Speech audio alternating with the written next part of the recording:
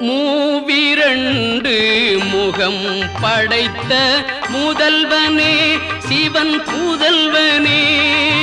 மூவிரண்டு முகம் படைத்த முதல்வனே சிவன் புதல்வனே.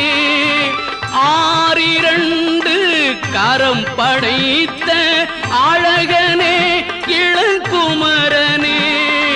ஆறிரண்டு கரம் படைத்த அழகனே இளங்குமரனே. தாளிரண்டு துணை எமக்கு தலைவனே எங்கள் இறைவனே. தாளிரண்டு துணை எமக்கு தலைவனே எங்கள் இறைவனே. தெய்வமே தமிழ் தெய்வமே.